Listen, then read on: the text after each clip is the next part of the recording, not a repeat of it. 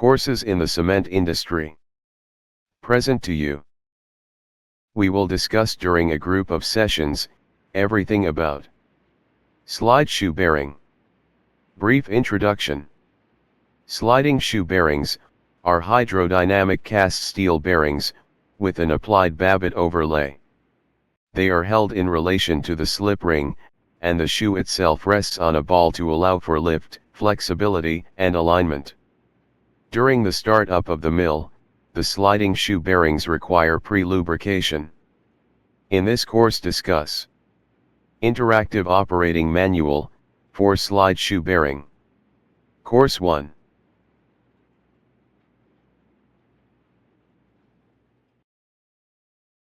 Slide shoe bearing. This interactive operating manual is concerned about ball mills supported by slide shoe bearings at both inlet and outlet. Construction of slide shoe bearings. The bearing elements in a slide shoe bearing consists of two water-cooled babbited slide shoe which supported the slide ring of the mill. The slide shoe bearing is lubricated by means of oil supplied from HLPC type lubrication station. The bearing nearest the drive station of the mill is designed as fixed bearing, retaining the mill in the axial direction. In fixed bearing, the slide shoe at lifting side of the mill is fixed. This slide shoe restricts the axial movement of the mill. Inlet end of the mill is supported by movable bearing. When the mill shell is subjected to heating and cooling, the movable bearing is capable of observing the longitudinal change of about 1 mm per meter of mill length. Operation principle of slide shoe bearing. Prior to the startup of mill, each slide shoe is fed with oil from a high pressure oil pump which injects oil directly into a bucket at the central part of the slide shoe. This ensures presence of oil between the slide ring faces prior to startup. Next, oil for hydrodynamic lubrication is fed to the oil pans in front of the slide shoes by means of separate low pressure pumps. During normal operation, the high pressure oil pumps are stopped after the mill has been started and the bearings are subsequently lubricated hydrodynamically. The slide ring itself provides the necessary oil film between the sliding surface by extracting oil from the oil pans. The high pressure pumps must be in constant operation when slow turning of mills is being carried out. The slide shoes are hollow to ensure water cooling of the shoes, which are babbited cast steel fabrications. On its lower side, each slide shoe is fitted with a ball segment resting in a ball socket. This design will ensure that the babbited surface of the slide shoe will always follow the surface of the slide ring. Movable slide shoes. The ball socket is mounted on a thrust pad which is placed on rollers which in turn are placed on the bed plates. The interrelated positions of the thrust pad, rollers and bed plates are maintained by means of the spacers and the guide rails. Fixed slide shoes. The rollers have been replaced by a distance block which together with the thrust pad is fixed to the bed plate with bolts. In fixed bearing, standing bronze guide rails restrict the axial movement of the slide ring and hence the entire mill.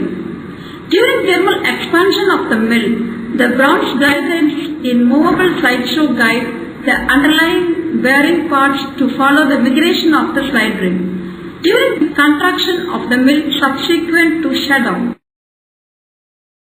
All bearing parts are enclosed in an oil and dust tight guard. On both sides, the guard is provided with a combined rubber lip and felt seal to ensure the sealing efficiency.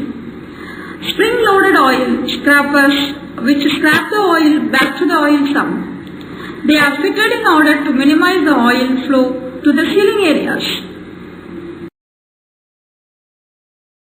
In this section, we will cover the components of the slide shoe bearing. 1. Foundation with shim pack. 2. Fixed bearing unit. 3. Movable bearing. 4. Fixed bearing and movable bearing, with ball socket. 5. Thrust pad with ball socket. 6. Ball segment with sturdy bronze guide rails. 7. Rollers with spacers. In this section, we will discuss the tools used in the process of erection the slide shoe bearing. 1. Concrete chipping. A pneumatic or electric-powered bush hammer does not remove large quantities of material. It is made to simply roughen the surface and remove the glass like concrete. Here we have an example bit. 2. Optical level. A quality optical level with micrometer adjustment is essential. Must have sufficient magnification to see to the opposed end of the mill sole plates and be accurate. Here we have an example. Do not forget to check the calibration certificate. 3. Measuring tape. A 2-foot engineering scale, in 1 mm graduations is also required. The magnetic holder shown can also be very helpful. 4. Plumb lines. Several heavy plumb bobs will be needed. Do not allow the wind to swing them, and give inaccurate measurements. 5. Precision spirit level. We will need at least one spirit level, Starrett 98 or equal. Again, we will always be aware of the calibration, and by rotating the level 180 degrees. We should always come back to the same reading. 6. Machinist straight edge. A quality machinist straight edge of proper length is required. Again, we must be aware of the calibration. This is a measurement tool, not a piece of channel iron off the scrap pile. 7. Measuring tape. When measuring with a tape, be sure to keep the proper tension, and always measure to the same side of the piano wire. We often use the 1-foot mark in place of the 0 for highly accurate measurement. Do not forget to subtract the foot from your final measurement. 8. Protective shed. In most areas of the world, we will need to prepare a protective shelter to avoid thermal expansion of the sole plate due to bright sun.